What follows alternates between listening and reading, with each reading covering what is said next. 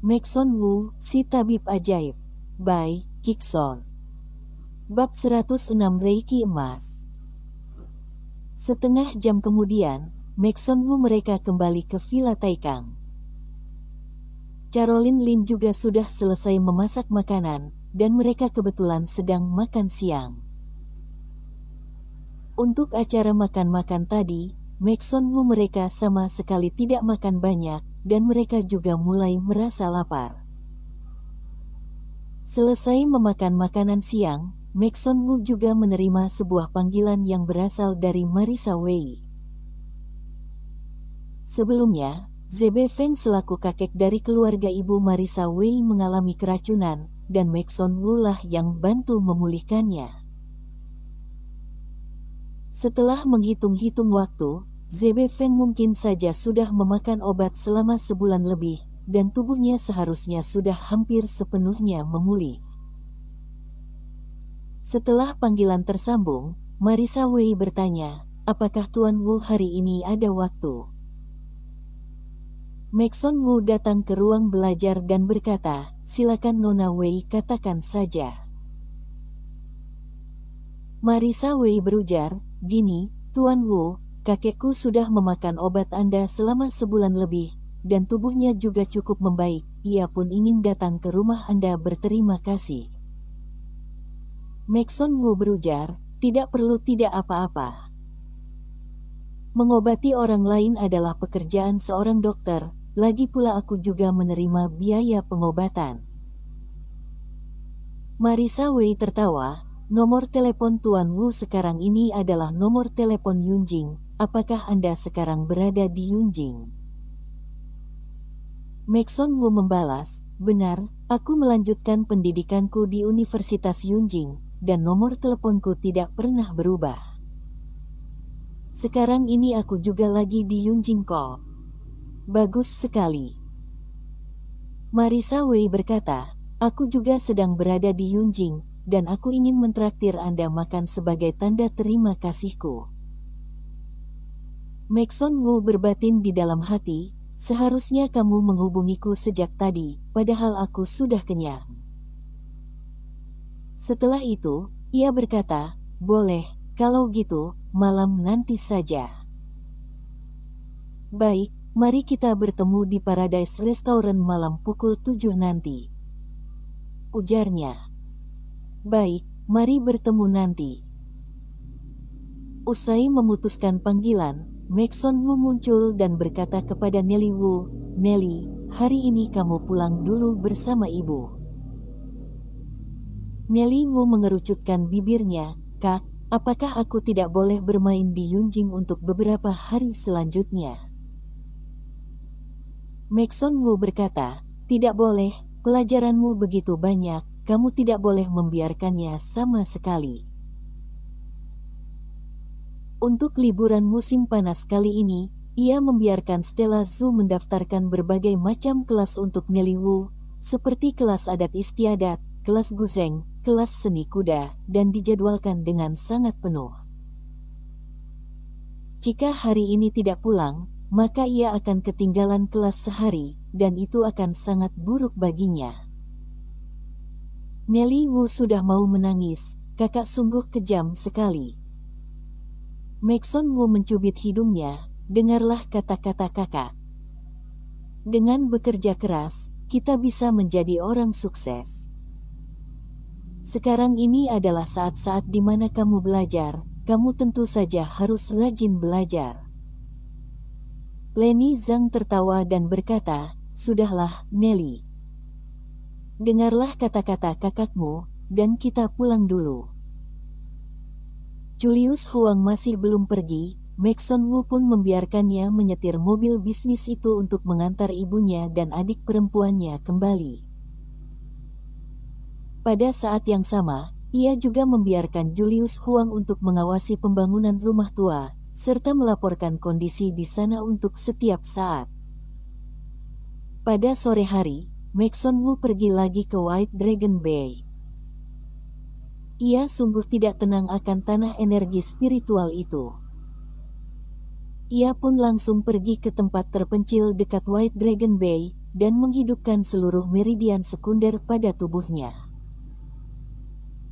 Ia tengah berpikir, jika ia ingin membuka seluruh meridian sekunder sekujur tubuhnya, ia masih membutuhkan waktu setengah bulan. Setelah itu, ia pun boleh lanjut membuka meridian sekunder di bagian alat gerak bawahnya dan kepala. Tunggu meridian sekunder sekujur tubuh terbuka, ia bisa mencapai tingkat selanjutnya dan melatih energi Gang.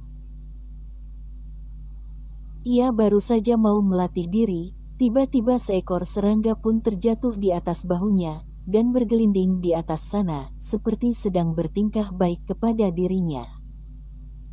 Maxon Wu terdiam di tempat. Bukankah ini adalah serangga Gu jiwa suci? Mengapa ia bisa datang kemari? Jangan-jangan Rosa Tao berada di dekat sini.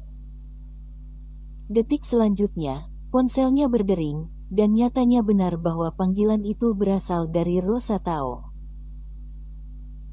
Nada bicaranya pun terdengar sangat gelisah. Maxon, apakah Suli pergi ke tempatmu sana?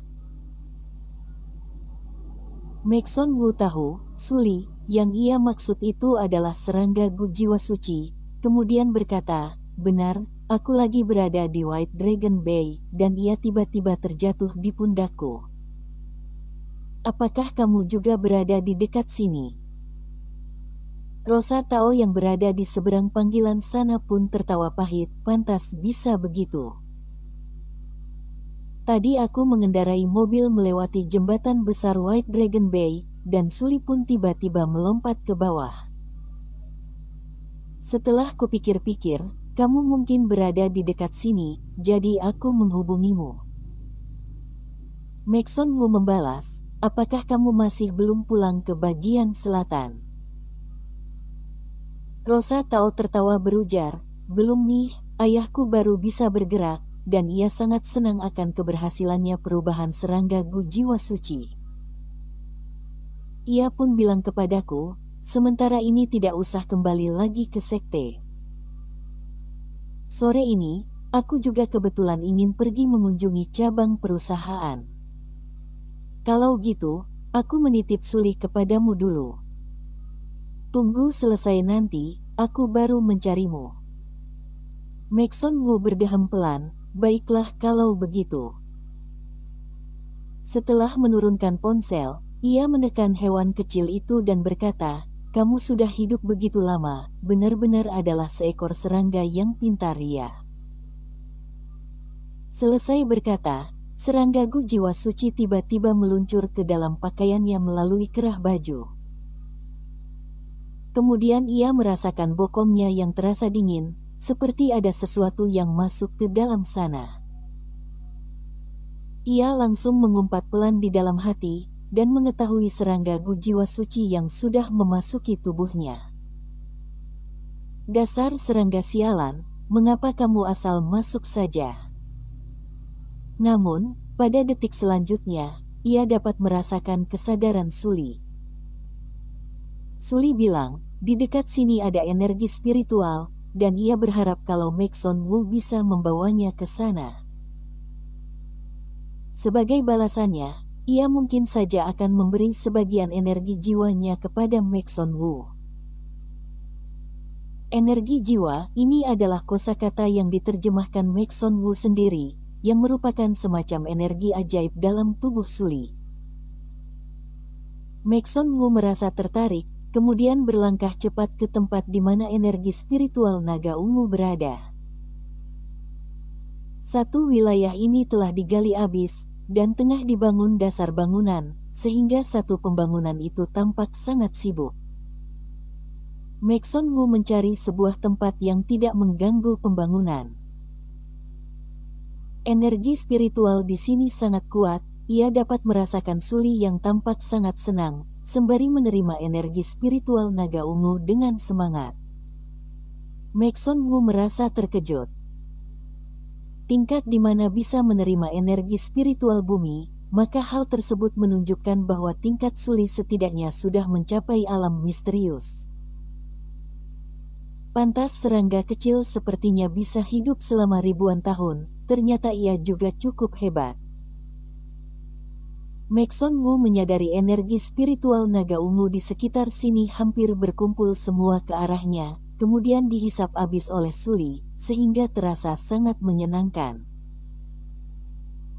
Kemudian ia kepikiran akan sesuatu, energi spiritual ini saja sudah memasuki tubuhnya, mengapa ia harus menyia-nyiakan kesempatan ini? Oleh karena itu, ia mulai meluncurkan teknik pernapasannya, sehingga setiap sel pada tubuh mulai bernafas, dan pori-porinya juga ikut terbuka dan tertutup. Meski untuk proses ini, ia tidak bisa menghisap energi spiritual naga ungu seperti Suli, tapi juga ada sebagian energi spiritual kecil yang menghinggap pada tubuhnya, dan dihisap oleh sel-selnya. Dalam seketika, ia merasakan pori-pori sekujur tubuhnya yang terasa sangat segar, bagai sel-selnya sedang bernyanyi ria.